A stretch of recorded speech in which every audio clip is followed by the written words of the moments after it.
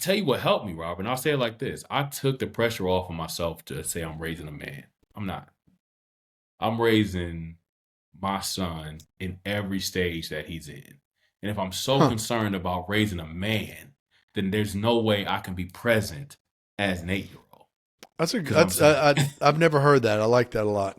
so it's like, well, as a man, well, he won't be a man for a very long Yeah. time. So, No, and I that I can like sit back that. and I can sit back and say, man, when I was 25, yeah, but you was 25 18 years ago.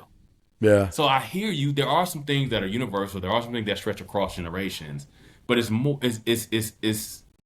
beneficial for me to teach you the lesson of doing hard things, of making tough decisions, of understanding there's consequences to every action, than to try to pinpoint the one thing that you did. Because as parents, we do the best we can, but we often tread this line between like projection and protection. And we're trying to Mm, protect them from all the bad things, but we're just projecting our experiences onto them.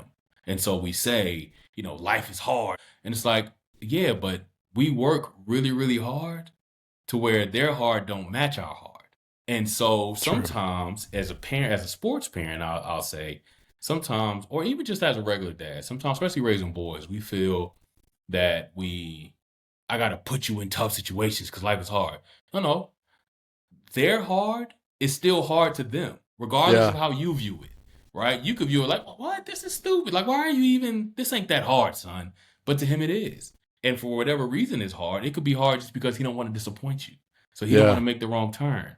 So it's like their hard is still hard. So it's more beneficial to teach them to do hard things and make hard decisions and live with the decisions they make than to say, life is hard, so I got to make it hard for you. Because that's just projection, even though we're trying to protect them from the outside world.